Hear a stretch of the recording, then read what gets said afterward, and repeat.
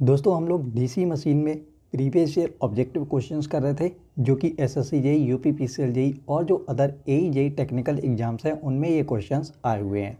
दोस्तों यहाँ पे हमारा पहला क्वेश्चन है, which of the following winding is connected in series with armature winding of DC machine. निम्नलिखित में से ऐसी कौन सी वाइंडिंग है जो कि सीरीज में कनेक्ट की जाती है आर्मेचर वाइंडिंग के साथ डीसी मशीन में। तो दोस्तों ये जो है वो आपकी कंपनसेटिंग वाइंडिंग और कम्यूटेटिंग पोल वाइंडिंग, ये दोनों ही वाइंडिंग जो है वो डीसी मशीन में आर्मेचर वाइंडिंग के साथ सीरीज में कनेक्ट की जाती हैं। Compensating winding and commutating pole winding are connected in series with armature winding. Both winding carry the armature current. दोनों ही वाइंडिंग जो है वो आर्मेचर करंट को कैरी करती हैं। And EMF induce in these winding, और ईएमएफ जो है वो इन वाइंडिंग्स में इंड्यूस होता है, which is solve the problem of under commutation. इसकी वजह से जो हमारी अंडर कम्यूटेशन जो प्रॉब्लम आती थी उसको ये सॉल्व कर देता है।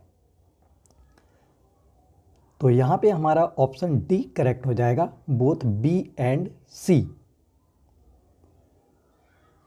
नेक्स्ट क्वेश्चन है, reactance voltage of a DC machine is times of commutation, inversely proportional to, directly proportional to, independent of, equal to।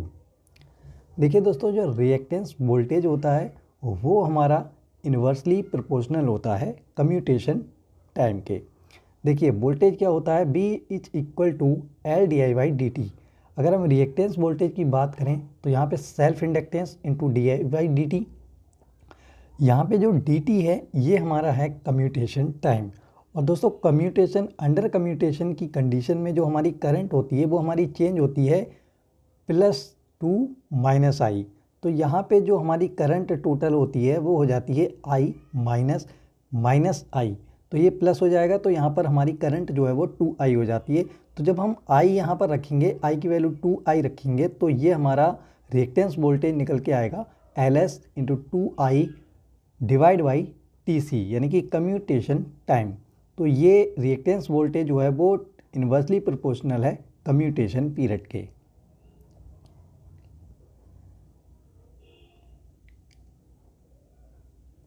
Next question है, इन ए डीसी जनरेटर में whenever the rotating armature coil is parallel to the line of flux. DC generator में जब rotating armature coil अगर line of flux के parallel हो जाती है तो इस कंडीशन में क्या होगा। तो इस कंडीशन में दोस्तों the flux linked with the coil is minimum and rate of change of flux linkage is maximum when the rotating armature coil in DC generator is parallel to the line of flux. जब DC generator में जो rotating armature coil है वह line of flux के parallel हो जाती है तो इस कंडीशन में the flux linked with the coil is minimum. तो जो फ्लक्स लिंक करने वाला है कॉइल से वो मिनिमम होगा and rate of change of flux linkage is maximum, और जो rate of change of flux linkage होगा वो मैक्सिमम होगा। तो यहाँ पे हमारा ऑप्शन बी करेक्ट हो जाएगा। नेक्स्ट है, which of the following are true. निम्नलिखित में से कौन सा ट्रू है with respect of interpoles in DC machine. DC machine में इंटरपोल्स के केस में देखिए, reduce armature reaction effect in interpole region. बिल्कुल सही बात है, ये जो है इंटरपोल जो है वो हमारे इंटरपोल रीजन में आर्मेचर रिएक्शन का जो इफेक्ट होता है उसको ये रिड्यूस करता है। Winding are connected in series with armature, यह भी बिल्कुल सही बात है, क्योंकि जो हमारी इंटरपोल जो होते हैं, इंटरपोल वाइंडिंग जो होती है वो आर्मेचर के सीरीज में कनेक्ट की जाती है। Have the same dimension as the main pole, ये बात जो है वो बिल्कुल ठीक नहीं है। Have the same dimension as main pole, तो यहाँ पे आपका जो ऑप्शन होगा वो यहाँ पर हो जाएगा first and second. In DC machine, compensating winding and interpole both are connected in series with armature, armature के साथ सीरीज में कनेक्ट की जाती हैं इंटरपोल और compensating winding. So it carry the full armature current. इसकी वजह से क्या होता है कि जो हमारी आर्मेचर करंट होती है वो फुल आर्मेचर करंट कैरी होती है। इसकी वजह से ईएमएफ इंड्यूस होता है, जिसकी वजह से the neutralize of reactance voltage. इस अब जब ईएमएफ इंड्यूस होता है, इसकी वजह से जो हमारा रिएक्टेंस वोल्टेज है वो न्यूट्रलाइज कर दिया जाता है। इससे क्या होता है कि जो हमारा कम्यूटेशन होता है वो इम्प्रूव हो जाता है। Reduce the armature reaction effect in interpole region, और जो इंटरपोल रीजन में जो हमारा आर्मेचर इफेक्ट आता है उसको भी ये रिड्यूस कर देता है। Compensating winding in a DC machine is placed. Compensating winding DC machine में कहाँ पे रखी जाती है? On yoke in the pole faces. देखिए यहाँ पे ये आर्मेचर है और ये हमारे हैं पोल, और इन पोल को कट करके हमने यहाँ पर जो है कंपनसेटिंग वाइंडिंग को यहाँ पर प्लेस्ड कर दिया है। Compensating winding are connected in series with armature winding. अभी हमने पढ़ा था कि इंटरपोल वाइंडिंग और कंपनसेटिंग वाइंडिंग दोनों ही आर्मेचर वाइंडिंग के सीरीज में आर्मेचर वाइंडिंग के साथ सीरीज में कनेक्ट की जाती है। This winding is placed in DC machine on yoke in the pole faces. तो इनको हम बोलते हैं पोल फेसेस, जिनको हम कट करके यहाँ पर वाइंडिंग रख देते हैं, जिन्हें हम बोलते हैं compensating winding. In a 4 pole DC, यहाँ पे डीई नहीं डीसी मशीन होगा। In a 4 pole DC machine a coil span of 120 electrical degree is equal to. अब यहाँ पर हमें 4 पोल डीसी मशीन है जिसमें हमें जो थीटा इलेक्ट्रिकल है वो हमें दे रखा है 120 डिग्री, तो हमसे मैकेनिकल थीटा पूछा है। देखिए एक रिलेशन होता है, the relation between theta electrical and theta mechanical. तो mechanical theta mechanical is equal to 2yp into theta electrical. तो यहाँ पर पोल हमें दे रखे हैं 4, तो जब हम इसको यहाँ पर सॉल्व करेंगे तो ये हमारी वैल्यू निकल के आएगी 60 डिग्री। तो मैकेनिकल थीटा जो होगा वो 60 डिग्री होगा। तो ऑप्शन बी यहाँ पर करेक्ट हो जाएगा। The function of pole shoe in a DC machine. DC machine में पोल शू का क्या फंक्शन होता है? Uniform distribution of flux. जो फ्लक्स होता है उसको यूनिफॉर्म डिस्ट्रीब्यूट करना पोल शू का फंक्शन होता है। अब देखिए ये हमारा क्या है, ये हमारी पोल कोर कहलाती है, ये हमारा कहलाता है पोल शू, और ये जो आप देख रहे हैं ये पार्ट कहलाता है पोल फेस। तो फंक्शन क्या होता है हमारा पोल शू का? पोल शू का फंक्शन होता है यूनिफॉर्म फ्लक्स डिस्ट्रीब्यूशन, फ्लक्स का डिस्ट्रीब्यूशन यूनिफॉर्म करना। It support the field winding, field winding को भी ये सपोर्ट करता है। And it is also provide low reluctance path, साथ ही ये जो है वो आपका लो रिलक्टेंस पाथ भी प्रोवाइड कराता है। A device which convert mechanical energy into electrical energy termed as. एक ऐसी डिवाइस जो कि मैकेनिकल एनर्जी को इलेक्ट्रिकल एनर्जी के रूप में बदलती है, तो वह क्या कहलाती है? तो दोस्तों वह डिवाइस कहलाती है हमारी मोटर। देखिए डीसी मशीन जो है वो हमारे 2 टाइप में यहाँ पर जो है डिवाइड होती है, एक डीसी जनरेटर में और एक डीसी मोटर में।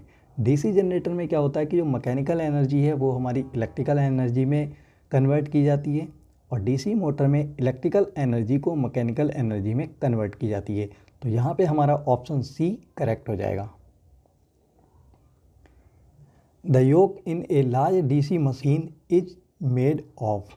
तो जो लार्ज डीसी मशीन होती हैं उनका जो योक बनाया जाता है वो किस से बनाया जाता है? तो दोस्तों ये बनाया जाता है कास्ट स्टील से।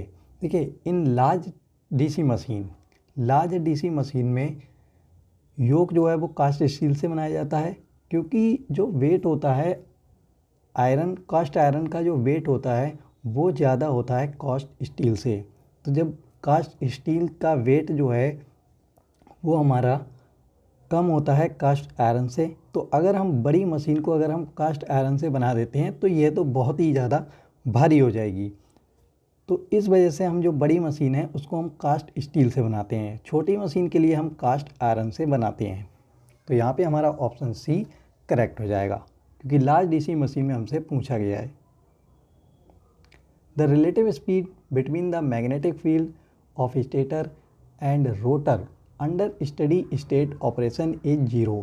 तो अंडर स्टडी स्टेट ऑपरेशन की कंडीशन में जो रिलेटिव स्पीड है मैग्नेटिक फील्ड ऑफ स्टेटर की जो मैग्नेटिक फील्ड है और रोटर की जो फील्ड है वो उसके बीच में जो रिलेटिव स्पीड है वो 0 है अंडर स्टडी स्टेट ऑपरेशन में।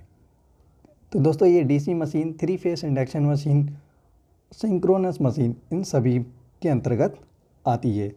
देखिए ये BS जो है वो हमारी है स्टेटर मैग्नेटिक फील्ड और BR जो है वो है यहाँ पर हमारी rotor magnetic field. Relative speed यानी कि यहाँ पे 0 है, तो इसमें हमारी DC machine, 3 phase induction machine और सिंक्रोनस मशीन ये आ जाती हैं। नेक्स्ट क्वेश्चन है the distance between 2 consecutive and similar top coil side is called. तो जो हमारी डिस्टेंस बिटवीन 2 कॉन्सिक्यूटिव, 2 कॉन्सिक्यूटिव और जो सिमिलर टॉप कॉइल साइड हैं उनके बीच की डिस्टेंस को कहा जाता है। तो दोस्तों इसके बीच की डिस्टेंस को कहा जाता है वाइंडिंग पिच। देखिए winding pitch, the distance between starting end of 2 consecutive coil. जो कॉन्सिक्यूटिव कॉइल की जो स्टार्टिंग एंड है उनके बीच की डिस्टेंस को हम बोलते हैं वाइंडिंग पिच। लैप वाइंडिंग में हमारी क्या होती है, जो हमारी वाइंडिंग पिच होती है वो होती है back pitch minus front pitch, और वेव वाइंडिंग में back pitch plus front pitch. तो यहाँ पे हमारा ऑप्शन C करेक्ट हो जाएगा। नेक्स्ट क्वेश्चन है the pitch of wave winding is. तो वेव वाइंडिंग में हमसे पिच पूछिए, तो ये वेव वाइंडिंग में जो पिच होती है वो हमारी होती है back pitch plus front pitch. तो रिजल्टेंट पिच भी हम इसको यहाँ पे बोल सकते हैं back pitch plus front pitch. In differential compound DC machine magnetic field produced by shunt and series field act in direction. तो दोस्तों ये जो होती है वो अपोजिट डायरेक्शन में होती है डिफरेंशियल कंपाउंड डीसी मशीन में। In differential compound DC machine magnetic field produced by shunt and series field are in opposite direction. तो दोनों इसमें क्या होता है, जो डिफरेंशियल कंपाउंड डीसी मशीन है इसमें जो हमारी फील्ड होती है वो अपोजिट डायरेक्शन में होती है। तो यहाँ पे हमारा ऑप्शन B करेक्ट हो जाएगा। Brushes of DC machine are made of. अब यहाँ पे हमसे पूछा गया है कि डीसी मशीन में जो ब्रशेस होते हैं वो किससे बनाए जाते हैं। तो दोस्तों ये हमारे बनाए जाते हैं कार्बन से। Brushes of DC machine are made of carbon. और इनका शेप किस तरह का होता है, तो इनका शेप होता है रेक्टेंगुलर। फंक्शन क्या होता है, to collect more current from commutator segment. Commutator segment से ज़्यादा करंट को कलेक्ट करके जो एक्सटर्नल सर्किट है उसमें भेजना होता है। ठीक है, ब्रशेस का जो फंक्शन होता है वो ये होता है। Which part of A DC motor has the maximum flux. DC motor का ऐसा कौन सा पार्ट है जो कि मैक्सिमम फ्लक्स देता है, मतलब कहाँ पे हमारा जो है डीसी मोटर में मैक्सिमम फ्लक्स कहाँ पे होता है। तो दोस्तों ये जो मैक्सिमम फ्लक्स होता है वो हमारा लीडिंग पोल टिप पर होता है। इन डीसी मोटर, यहाँ पे मोटर होगा, flux is more on leading pole tip and very less in trailing pole tip. तो अब यहाँ पे क्या होता है, जो जनरेटर होता है, जनरेटर के केस में हमारा जो फ्लक्स ज़्यादा होता है वो होता है ट्रेलिंग पोल टिप पर, और लीडिंग पोल टिप पर हमारा कम फ्लक्स होता है। But in case of motor leading pole tip पर हमारा ज़्यादा फ्लक्स होता है और ट्रेलिंग पोल टिप पर हमारा कम फ्लक्स होता है। तो यहाँ पे हमारा ऑप्शन C करेक्ट हो जाएगा।